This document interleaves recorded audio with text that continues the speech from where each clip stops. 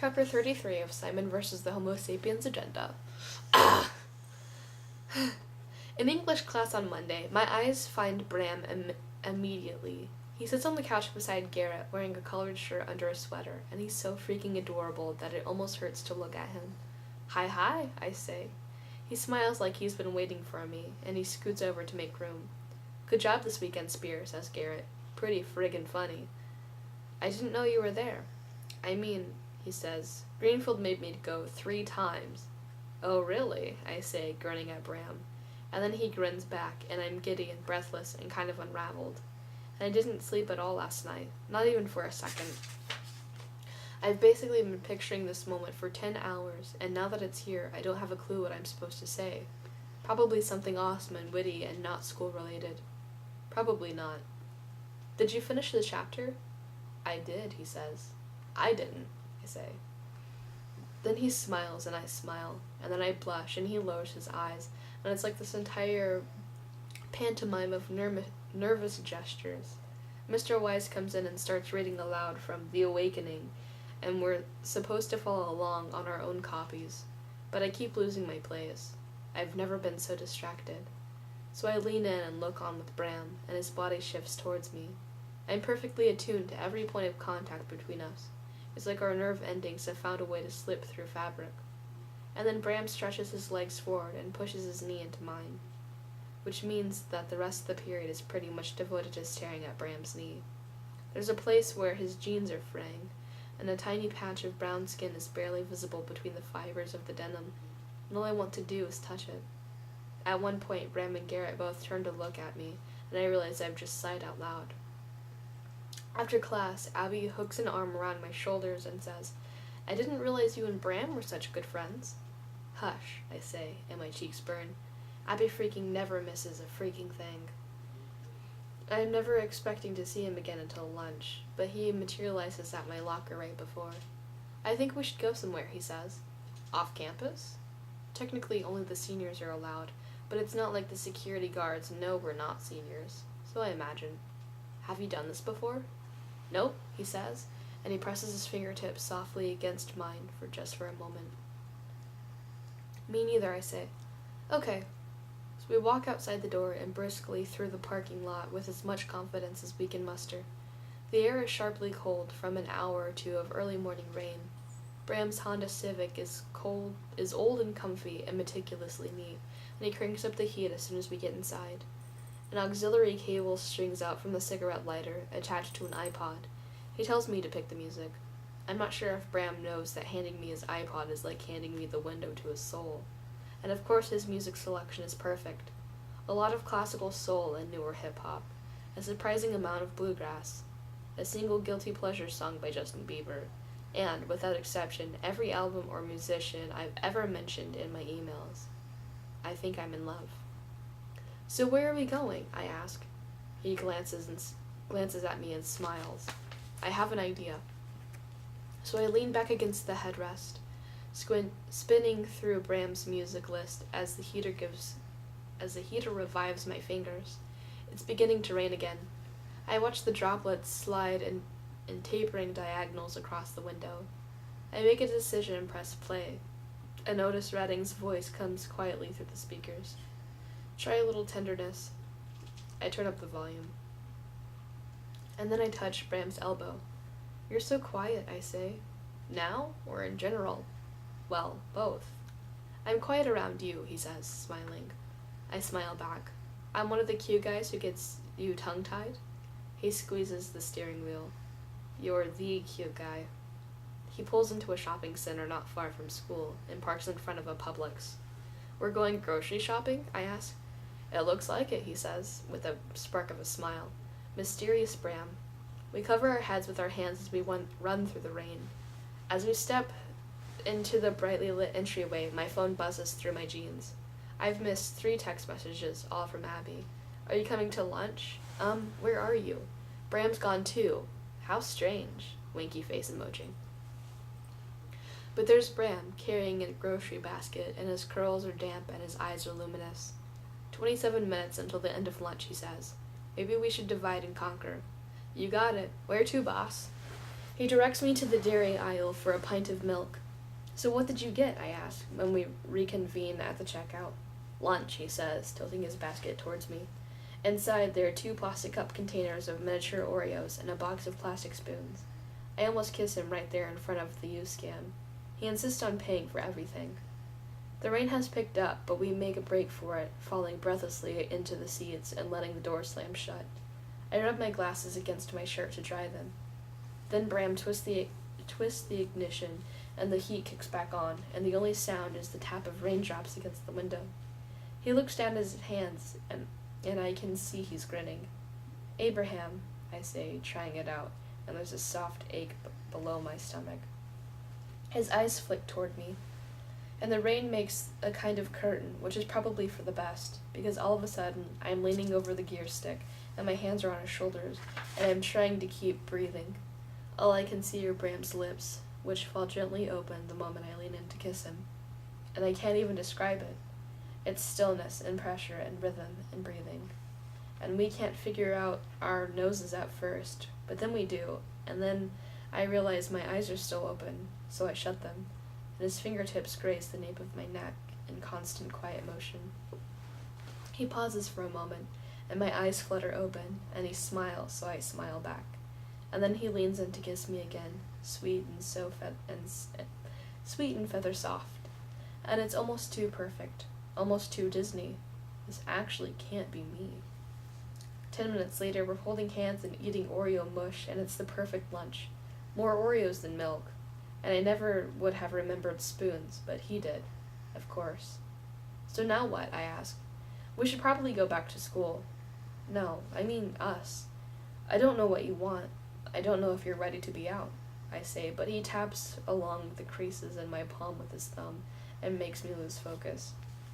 His thumb stops tapping, and he looks at me, and then he twines his fingers through mine. I lean back, tilting my head toward him. "I'm all in if you are," he says. "All in," I say. "Like what? Like a boyfriend?" "I mean, yeah, if that's what you want." "That's what I want," I say. "My boyfriend. My brown-eyed grammar nerd, soccer star boyfriend." And I can't stop smiling. I mean, there are times when it's actually more work not to smile.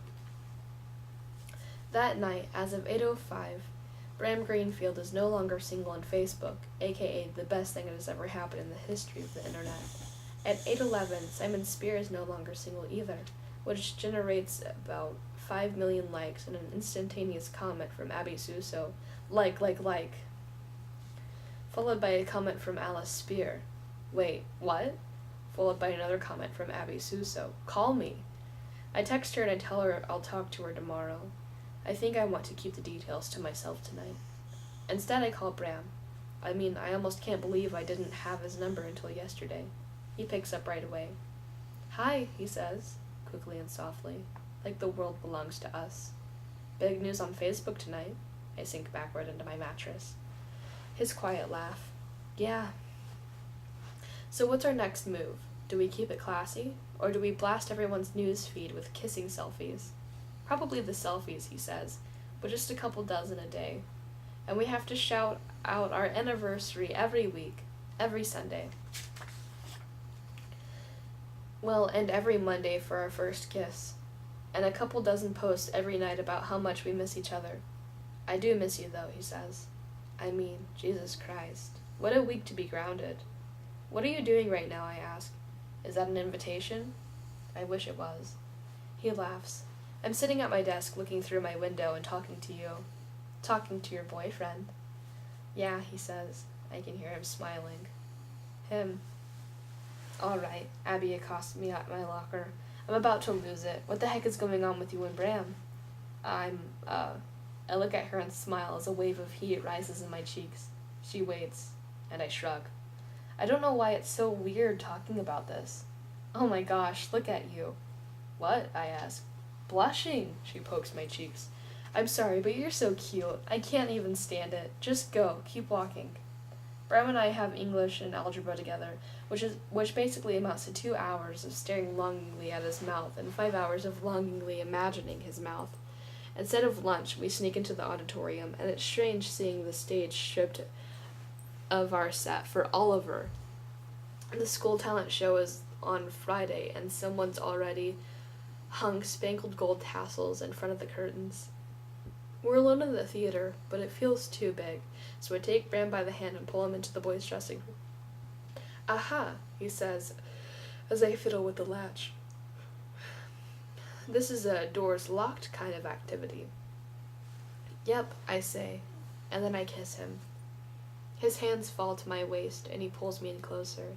He's only a few inches taller than me, and he smells like Dove soap, and for someone whose kissing career began yesterday, he has seriously magical lips. Soft and sweet and lingering.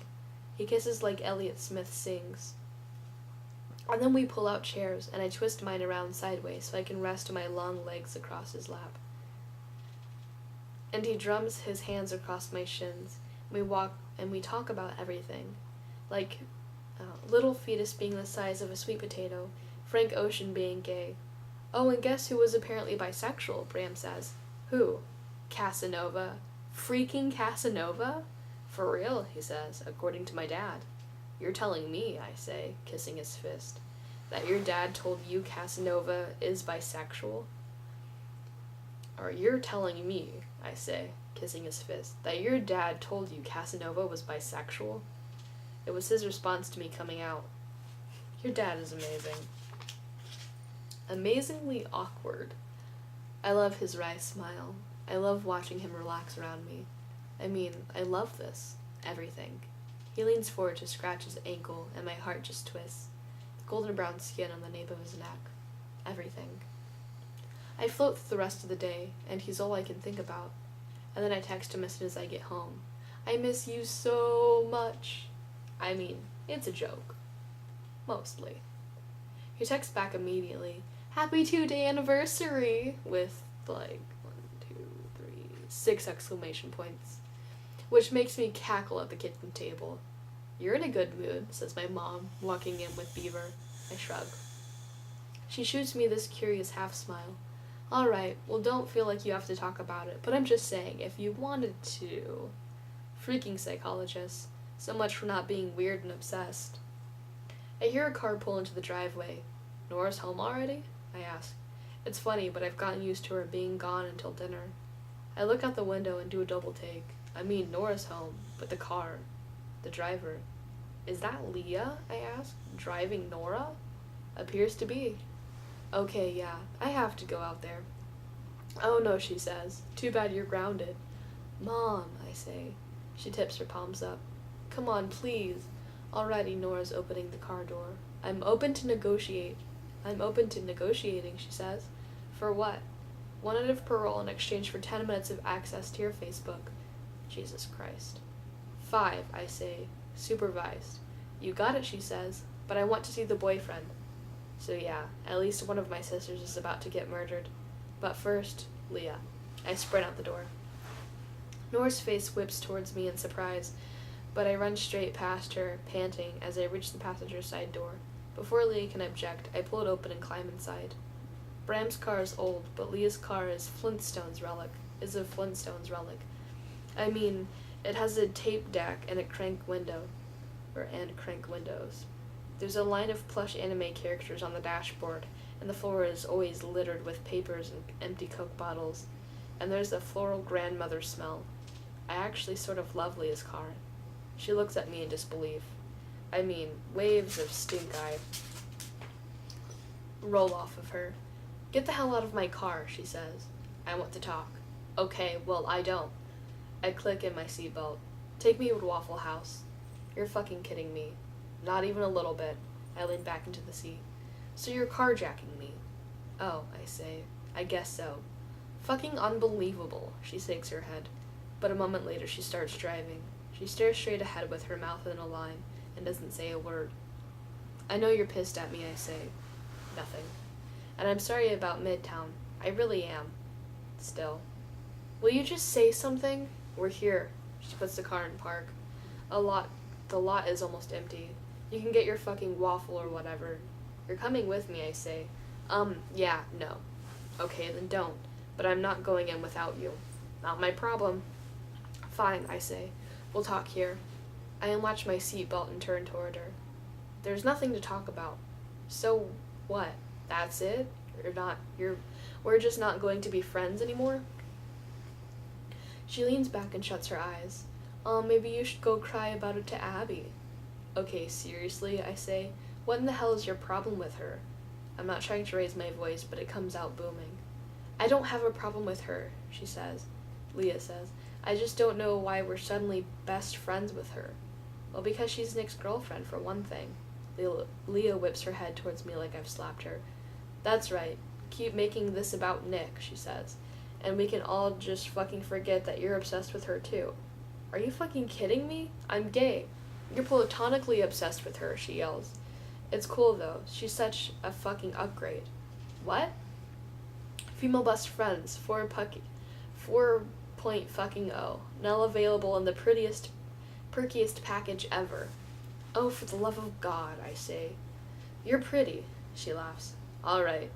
Seriously, just stop it. I'm so fucking tired of this. I look at her. She's not an upgrade. You're my best friend. She snorts. Well, you are, both of you, and Nick, all three of you, I say. But I could never replace you. You're Leah. Then why did you come out to her first, she says. Leah, I say. Just whatever. I don't have the right to give a shit. Stop saying that. You can give all kinds of shits. She's quiet. And then I'm quiet.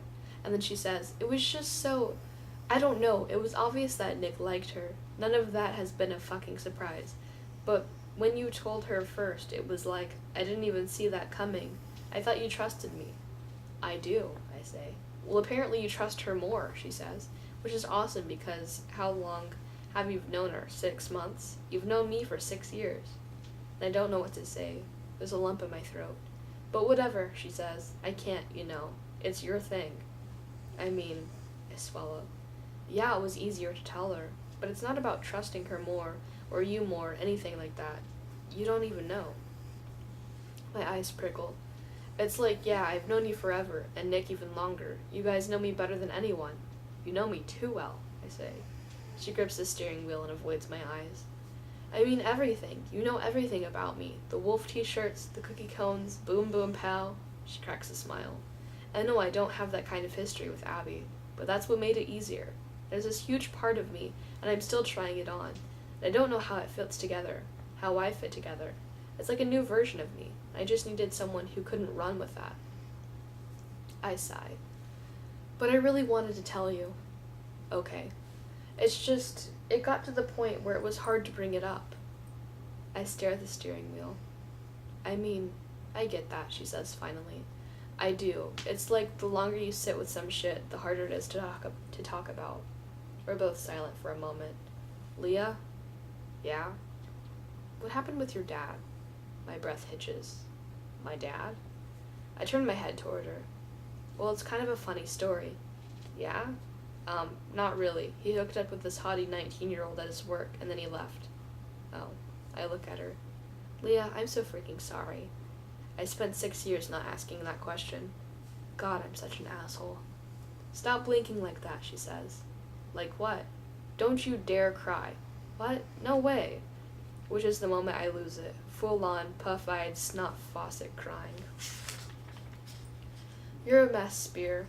I know. I sort of collapse into her shoulder. Her almond shampoo smells so perfectly similar. I really love you, you know. I'm so sorry about everything. About the Abby thing, all of it. It's fine. Really, I love you. She sniffs. Did you get something in your eye, Leah? No, shut up. You did. I wipe my eyes and laugh. End of chapter 33.